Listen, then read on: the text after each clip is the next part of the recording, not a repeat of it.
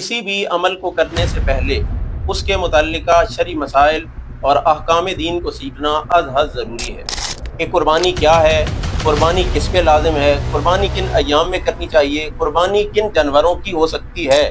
بہت سی ایسی چیزیں جو ہم پہ لازم و ضروری نہیں ہوتی لیکن ہم خود کو مشقت میں ڈالتے ہیں، حالانکہ شریعت نے ہمیں اس کا پابند نہیں بنایا ہوتا۔ ہمارے ہاں ایک ترتیب قائم کر لی جاتی ہے کہ اس سال دادا جان کی طرف سے قربانی ہوگی، پھر دادی جان کی طرف سے، پھر والد، پھر والدہ، یہی ترتیب چلتی جائے گی۔ جب یہ ختم ہوگی تو نئے سرے سے اسی کا آغاز کر لیا جائے گا۔ ایسا بھی ممکن ہے کہ بہت سے لوگ ایسے ہوں کہ جو قرض لے کے کوئی مال جمع کر کے قربانی کر رہے ہوں، حالانکہ قربانی ان پہ واجب نہ ہوتی ہو۔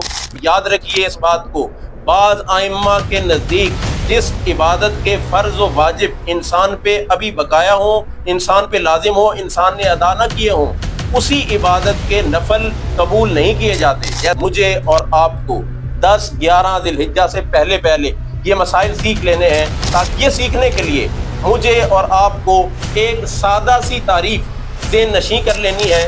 اگر وہ تعریف ہمارے ذہن میں موجود ہو تو قربانی کے متعلقہ تمام مسائل سیکھنا ہمارے لیے بہت ہی آسان ہو جاتا ہے۔